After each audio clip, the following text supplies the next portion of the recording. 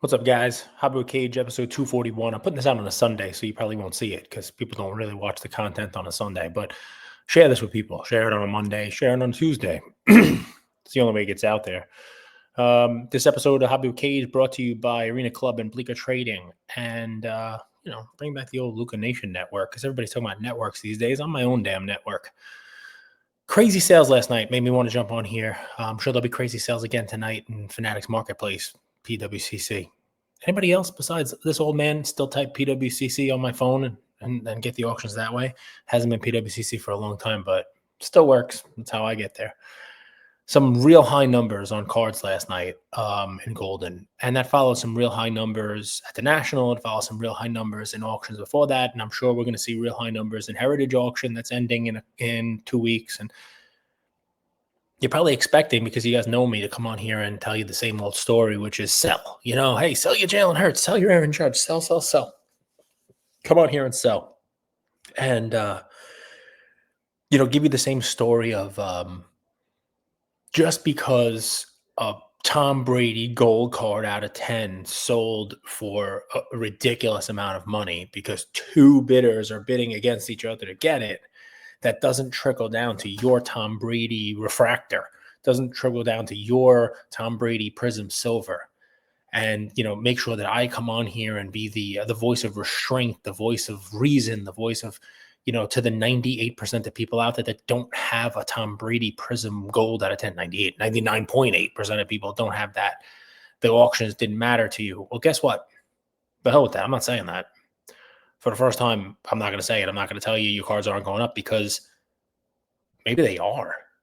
Maybe those top line sales, for the first time that I can remember, are impacting your lower end sales. I want to say, oh man, the Patrick Ryan sold his 71 biz, his mega cracks, Messi rookie in PSA 10 for $800,000, $850,000 at the National. That doesn't mean your PSA 2 or 3 or 4 is worth more today. Guess what? Look at the sales. It does. And instead of me coming on here and saying, hey, be careful, don't go out there and rush and get it, maybe it's better to come and talk about what really happens in this space. Not in 6 months or a year when those things probably are down. In the moments, days, weeks that follow a big sale like that, the rest of the market does move, like that rubber band effect. And it may not be the worst thing in the world to buy a lower end version of the card that just sold high. If your plan is to sell it in a month, you might actually make some money if that's what you're into it for. And more importantly, even taking it out more than a month. The landscape of the hobby is so different right now than it ever has been, with repacks and people buying cards at 95% of comps to do the repacking, with every company already having a repack or coming out with a repack.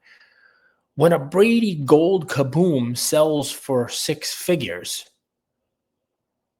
there are more and more people, for one reason or another, looking for a base version of that Kaboom or other Kabooms to put them in their repacks, to sell them, to put them on their story and say, the gold version of this card sold for $100,000. What's mine worth?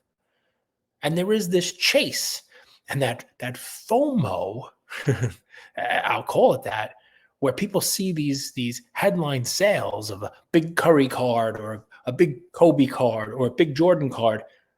They can't buy those cards, but the rest of the market can buy at this level. And I'm tired of coming in here and saying, don't do it, because everybody just does it. Everybody buys the version of that high-end card, the version of that headline card that they can afford. And since 99% of the market can afford this version of it, it has made that version go up in value. So the hell with it. It's time to buy. It's time to buy. I'm not going to come in here and yell about, fundamentals. I've been the guy who was preaching buy Verizon stock when if instead you would have put your money in Nvidia, all the times people saying it's too hot, it's reached the top, it can't go up anymore. It just keeps going up more. I don't know what's going to happen to that market or the card market.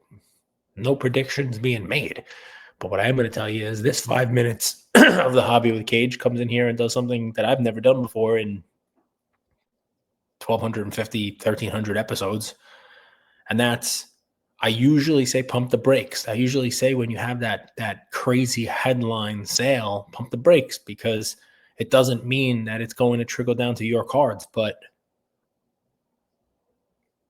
it looks like it does. Just look at the sales. The way the market is now, it looks like it does trickle down to your cards. So congratulations. Take the price tag off and put a new one on that's higher, because people are going to come looking to buy your card, even though your card is not the one that sold for a record price. A little different. And there's 5 minutes. The Hobby with Cage, brought to you by Bleaker Trading and Arena Club. Anybody else who wants to be a sponsor? Take care, guys.